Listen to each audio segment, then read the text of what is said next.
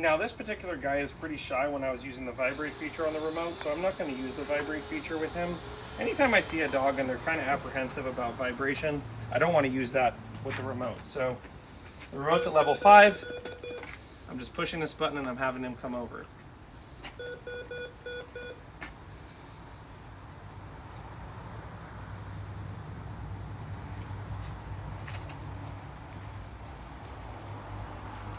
Charlie! Yeah! Good boy, Charlie!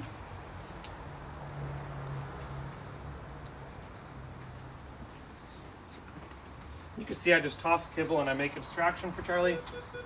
Charlie! Yeah! Toss kibble, make abstraction, walk away. Charlie! Haha! Yeah! Good job, babies! And Zephyr's really helpful here. If you have another dog that's really tuned in, it's helpful because when Charlie's like, what do I do? Zephyr's like, I don't know, go over to this guy. He's got food. Come on, Charlie! Yeah! Yay! So some of the really important things to think about with the remote collar is, first of all, that you just get a lot of practice in low distraction areas like this by doing things like putting kibble on the ground or just having the dog be called away from smells. You don't want to start working with the remote collar when your dog's chasing a bunny or chasing the neighbor's dogs or cats. That's just going to be way too distracting and it's not going to go as you planned. Charlie, yeah, good job. The other thing to think about when you're using the remote collar is make it fun, make it exciting. Have the recall be fun for the dog so that it's really clear. Coming over to me is fun, it's exciting. Sometimes you'll see people and they're doing recall exercises that they're just kind of standing there like a robot. I wouldn't do that. I'd go over here and I'd go, come on, buddy, yeah, good job, buddy. I used to make fun of a trainer because he'd get so excited when he'd recall the dogs, and then later I found, oh, it's actually really helpful. So we just sprinkle kibble, go away, over top the button. Come on, Charlie. Yeah, good job, buddy. You're just creating that association where the dog feels that remote collar, low-level tingling sensation on their neck, and they know that means come over and you're going to get food. You'll notice how I'm changing directions. I'm mixing it up, folks. Early on in the training process, mix it up. Once the dog starts getting a handle on things, mix it up, change it up. Good job, buddy. Now we're going to go over the second command we're going to work on with his remote collar, which is going to be him going to his bed, okay? If we think about the remote collar as a twofold tool, it can tell the dog do stuff, like get excited, come running over to me, walk with me, and then it can also tell the dog, like calm down and just kind of turn your brain off. So we're going to start teaching him to go to his bed. So we're going to point at his bed. Charlie, go to your bed. Good. And we're going to give him some food. Now it's really important every time we give food, we say good or treat or something so the dog knows they did it right. Bed. Treat. Now you heard me earlier tapping the remote. It was like beep, beep, beep, beep, beep. And you heard me holding the remote and it made a solid tone like this. Charlie, bed. Good. The most important thing with the remote collar, folks, it's not the sequencing and am I tapping it or holding it. It's really just the bigger picture.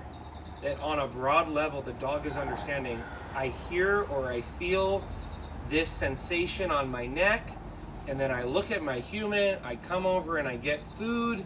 This is a good thing. And when I feel this, even if it distracts me or it catches my attention, I should be expecting a reward. Okay, that's the primary way we should be using the remote so that we're feeling good when we push this button and the dog's feeling good when we're pushing the button.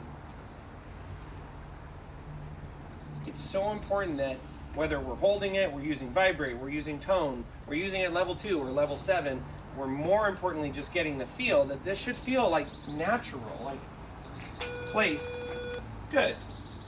There should be this kind of feeling of clarity and that it makes sense. Look at Zephyr being so polite. Charlie, come on, go to your bed. Treat.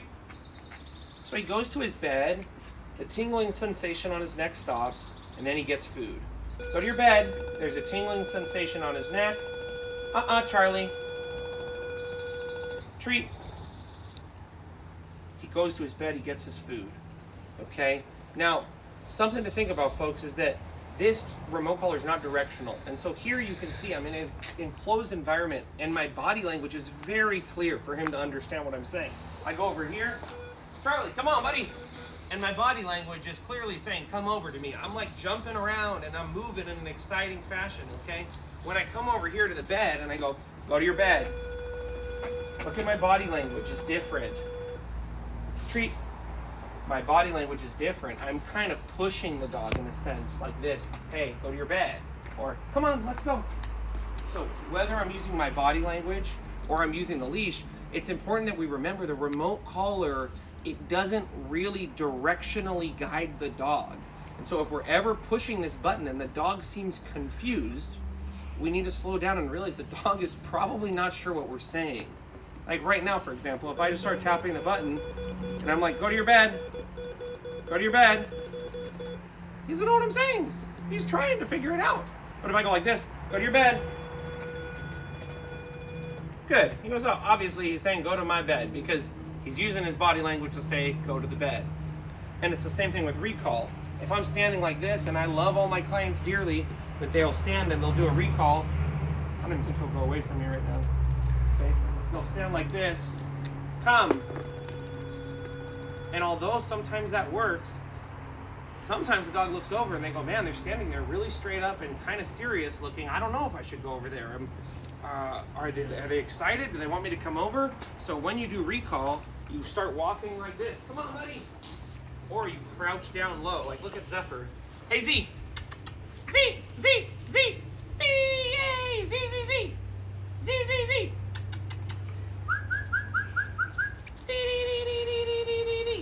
You could see me just crouching down, not even saying come, and just making sounds. The puppy naturally is like, oh, they're crouched down low. Maybe they're gonna give me something good. So just be aware when you get firm in your recall. No, come, and you're standing like this, the dog may not come over there, okay? That's more what I use for my sit, like this. Sit. Sit. Good. Good Muppet, good. Okay? So that's all, folks. You can see here on our remote, we're at level 5, okay? I want you to look at the way he's visually responding to this level. Okay, it's not causing him pain. It's just literally getting his attention. You could see when I turn the speaker box off, which is making this sound so you're knowing when I'm pushing the button. When I turn this off, you could just barely see his ears moving. This is the level of attention that we're trying to, like, this is the level of stimulation we're trying to use when we're introducing the remote collar. And most of the time, I'm just using it on a level that would be equivalent to you tapping me on the shoulder and me like turning around and going, hey, what's up?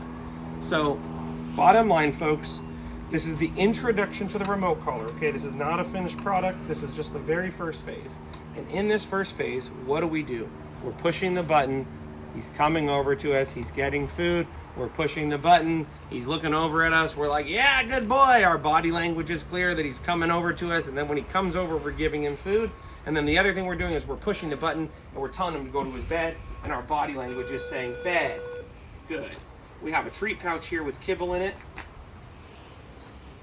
Okay, and we don't have a leash on him, but we don't need a leash because we're in a small area. It's about 20 feet by 20 feet square.